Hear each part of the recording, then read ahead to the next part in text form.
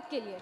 ये new normal की जो नींव है वो सदियों पहले रामचरितमानस में लिख दी गई थी, जिसकी चौपाई है, बिनय न मानत जल्द ही जड़ गए 3 दिन बीत, बोले राम सकोप तब भय बिनु होए न प्रीत।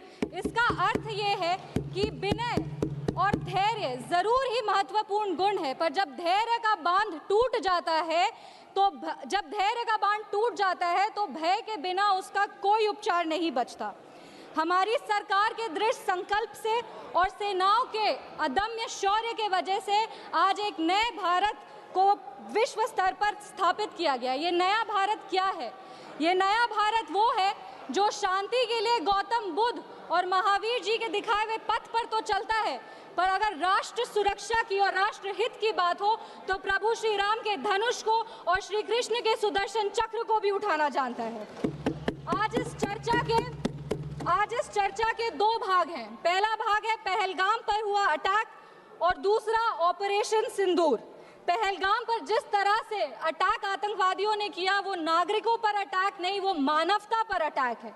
आतंकवादियों ने धन पूछकर उनकी पत्नी के सामने, माँ के सामने, परिवार के सामने, बहनों के सामने सारे जो हमारे देश के नागरिक हैं उनको मार दिया।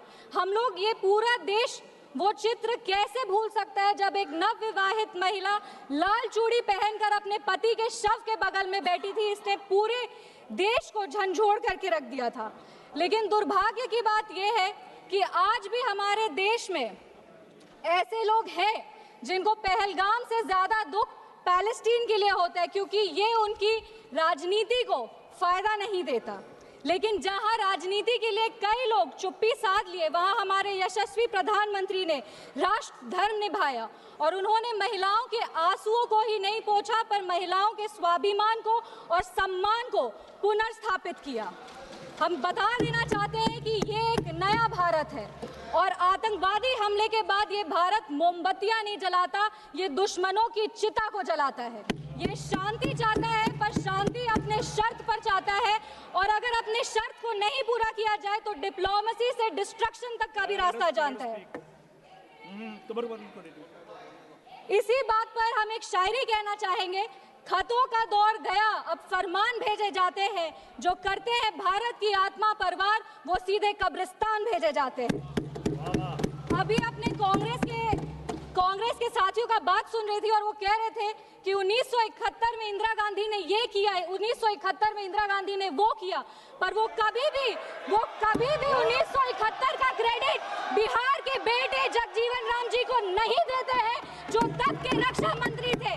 बांग्लादेश ने उनको 1971 का वॉर हीरो डिक्लेयर किया था और रक्षा मंत्री होने के जंग के बाद भी उन्होंने सैनिकों के रिहैबिलिटेशन के लिए काम किया। लेकिन कांग्रेस पार्टी इसको कभी नहीं रिकॉग्नाइज करेगी, क्योंकि उनको दलित नेतृत्व से समस्या है। वो सिर्फ उनके साथ रहना चाहते हैं जो बाबा साहब के चित्र को अपने पैर पर रखते हैं। अगर हम ऑपरेशन सिंदूर की बात करें तो ये सिर्फ टेरर लॉन्च पैड्स को ध्वस्त नहीं किया, ये पूरी की पूरी तरीके से पाकिस्तान के हौसले को ध्वस्त कर दिया है। लेकिन एक आश्चर्य की बात है मैम, और आश्चर्य की बात यह है कि हमारे दुश्मन देश में एक युवा नेता है और एक युवा नेता हमारे विपक्ष में है। दुश्मन देश का सदन अलग है, हमारे देश का सदन अलग है, वहां के नेता अलग है, यहाँ के नेता अलग है, पर इनका सवाल एक ही है। विपक्ष का सवाल और दुश्मन देश के नेता का सवाल एक कैसे हो सकता है? मैं विपक्ष के साथियों को चुनौती देती हूँ कि अपनी राजनीति से ऊपर उठ करके कभी राष्ट्र हित की सोचनी चाहिए। अगर सरहद पर सेना लड़ रही होती है तो उनसे सवाल नहीं पूछे जाते, उनको सलामी दी जाती है। अगर विपक्ष की बात सुबह से सुने जा रहे हैं और उनकी बात को ध्यान से सुने तो वो बार बार कह रहे हैं कि सरकार ने सरेंडर कर दिया, सरकार ने सरेंडर कर दिया। सरेंडर से इनका विशेष लगाव इसीलिए भी है क्योंकि इतिहास गवाह है इन्होंने कितने बार विश्व के सामने भारत का सर झुका दिया है। 1962 में नेहरू जी की दोस्ती की नीति ने हमारे देश के धज्जियां उड़ा दिए थे। 14,500 वर्ग मील जमीन पर कब्जा कर लिया था। अमेरिका के तब के राष्ट्रपति ने कहा था कि भारत हमसे भीख मांगते हुए आया था। 1971 में वेस्टर्न मीडिया ने प्रधानमंत्री के बारे में जो भी कहा हो, उन्होंने हमारे देश के बारे में, भारत के बारे में कहा कि भारत एक धोखेबाज देश है और भारत नागरिक धोखेबाज लोग हैं। ये था भारत का इमेज आपके शासनकाल में। 1985 में CIA के क्लासिफाइड रिपोर्ट्स है कि विदेशी तंत्र भारत की सरकार को चलाती थी। इनसे जवाब मांगिए। 2001 विश्व के सबसे बड़े लोकतंत्र के सबसे बड़े मंदिर पर हमला हुआ और ये लोग चुप बैठे रह गए। 2008 मुंबई अटैक, पूरी तरीके से देश को झंझोड़ दिया गया, पर इन्होंने कभी नहीं जवाब दिया। अगर आज आतंकवादियों को जवाब दिया है तो वो हमारे यशस्वी प्रधानमंत्री श्री नरेंद्र मोदी जी की सरकार ने दिया है।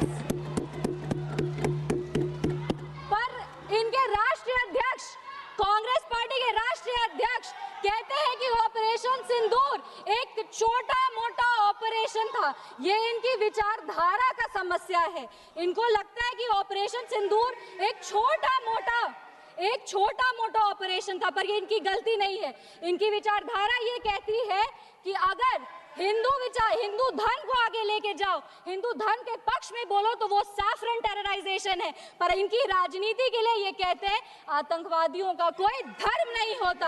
ये दोहरा चरित्र क्यों है इनका?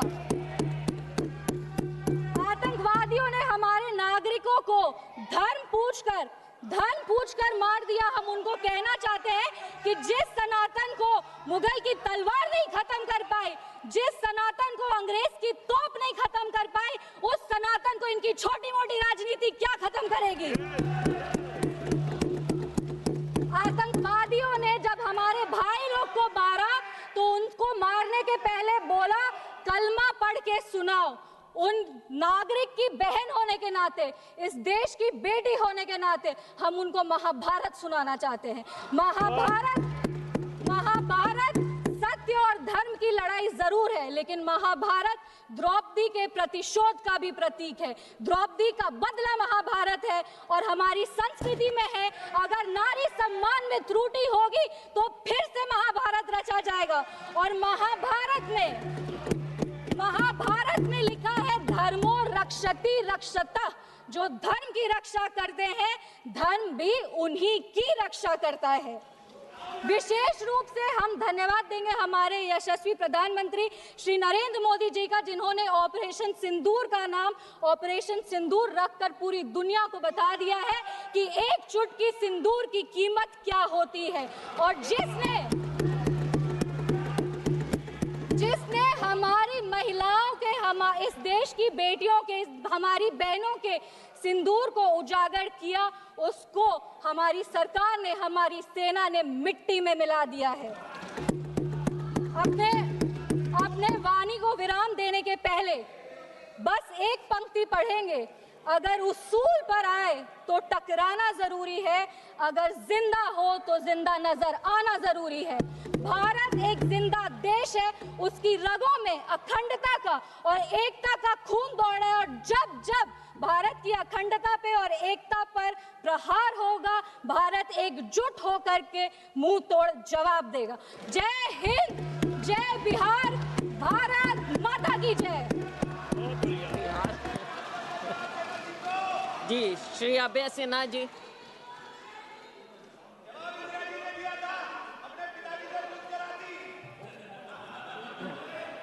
धन्यवाद सभापति महोदया। मैं देश के सैनिकों के पराक्रम में साहस और शौर्य को मैं सैल्यूट करता हूं, सलाम करता हूं। पहलगांव में आतंकी हमले में मारे गए सभी पर्यटकों को मैं नमन करता हूं और ऑपरेशन में शहीद जवानों को मैं सैल्यूट करता हूं। महोदय, बड़ा गंभीर सवाल है ये, और मैं जैसा सदन चाहता था, जिस रूप का सदन मैंने सुनते आया, आज जब पहली बार मैं जीत के आया हूं और जब सदन में चर्चा में देखता हूं, तो इतने गंभीर मुद्दे